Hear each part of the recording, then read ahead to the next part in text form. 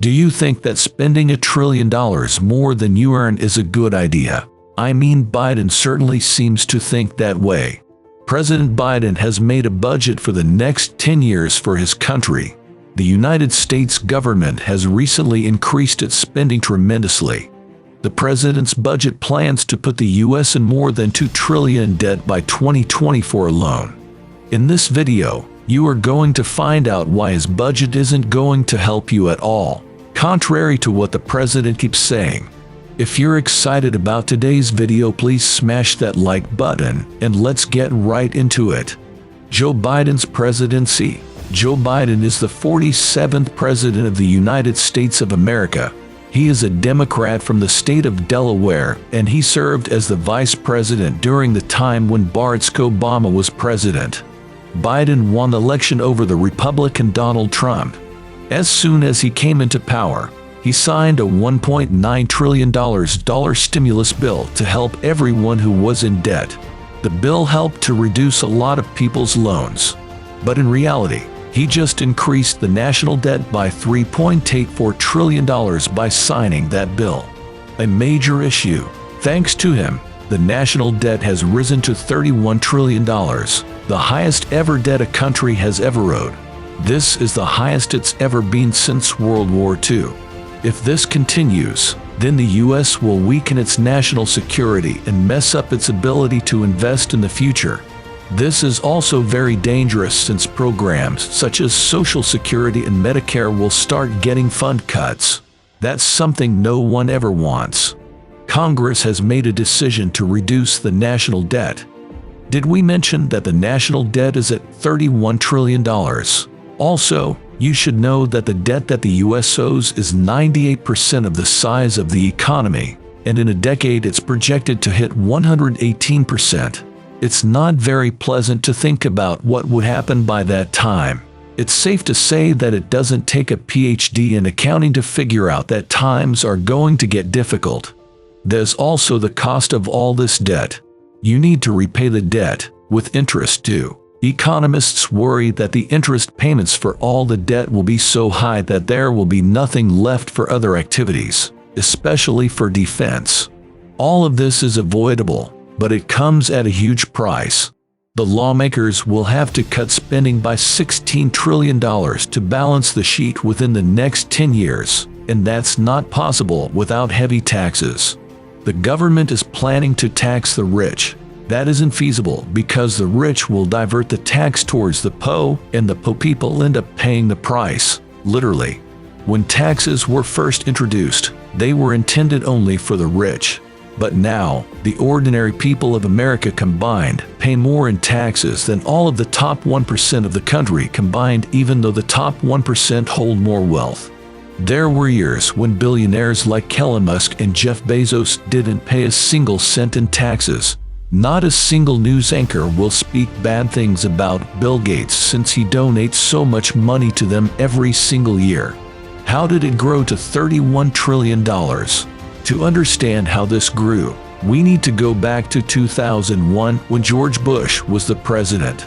He had made tax cuts by slashing rates on income and capital gains. This government ended up adding about $1.5 trillion to the national debt. In 2003, the war in Afghanistan and Iraq triggered a surge in spending by the government. They spent heavily on the Pentagon and the veterans. This conflict cost the nation a whopping $4 to $6 trillion. Medicare is a company, and it expanded in 2006 to offer prescription drugs to seniors. This was initially signed by Bush. Total debt was at $8.4 trillion at this point. There was a loss in tax income in 2009 because of the recession. The economy was down and spending increased for unemployment benefits. After the 2013 and 2017 tax cuts, total debts had reached a gobsmacking $20.5 trillion. Both Democrats and Republicans agreed to increase government spending as well. It helped to strengthen the labor market, but it added a total of $2 trillion to the national debt. At that point, the national debt was sitting at $22.7 trillion. After Congress spent money on relief packages in response to the COVID-19 pandemic, the national debt jumped all the way to $27.7 trillion. Biden came along and made things a little worse. He had an economic agenda and he intended to see it through. He had planned to allocate $400 billion to cancel student debt, but the Supreme Court is still holding back the judgment, and that bill hasn't been passed yet. Now that you know how the U.S. got into this mess, let's see how they plan on coming out of it. The 10-year plan. President Biden has made a 10-year budget for this problem. He isn't planning on bringing the national debt. Ultimately, taxpayers will be the ones paying for the national debt. Biden expects to bring in $4.7 trillion in tax income and $800 billion in savings. He also plans to spend $2.6 trillion in new spending. That's a reduction in the deficit by $2.9 trillion. Considering that this will take place throughout a decade is quite disturbing. This budget is less about getting the national debt to zero and more about getting the finances of the country in order. Republicans have expressed their concern that his plans haven't gone far enough. Taxes. I did mention that Biden is planning to bring in $4.7 trillion in taxes. Let me tell you exactly how he is planning to do that. Biden frequently talks about how companies and the super wealthy have to pay their fair share, and this budget is actually going to be focused more on that aspect. He plans on implementing 25% tax rates for the top 1% of Americans. It's also called minimum tax on dollars. Rather than getting tax income from salaries, for the first time in history, they are trying to tax wealthy people. The loophole that has existed for so long, they are trying to close it now. The previous admission, Trump's admission, gave huge tax breaks. The president plans on removing those as well. So because of that, people making over $400 grand a year will have to pay almost 40% in taxes. Medicare, a trust fund that provides the funds for Medicare, is on track to become insolvent in the next 5 years. Biden plans to push it back as far as 2050. The federal government plans to negotiate the cost of prescription drugs and increase the tax rate for Medicare from the ordinary people of America. Child tax credit. We all know that having and raising a child is expensive. This is why the government has decided to bring back the child tax credit. Basically, for every child you have, you will receive a reduction in tax by $3,600.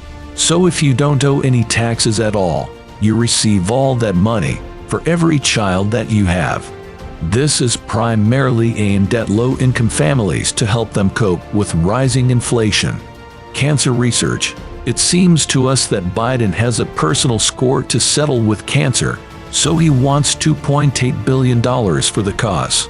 At the beginning of the administration, he made it clear that it was part of the unity agenda. We did some digging, and we found out that his eldest son died from a brain tumor. His name was Beau. Even Biden and his wife themselves had to have lesions removed. The lesions turned out to be a type of skin cancer. So he has made it a personal mission to drop the death rates of cancer by at least half over the next 25 years. China is a threat. Remember we were talking about national security? Well, this is what I was talking about. China's influence is increasing, not only in the US, but also in the entire world, especially through TikTok.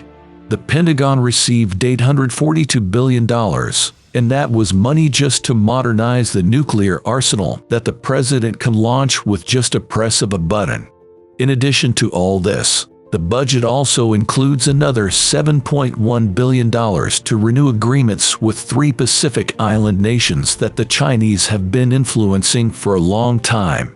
The U.S. plans to provide services such as weather forecasting, disaster management, air traffic control, and mail delivery. Well, that's it for today, folks.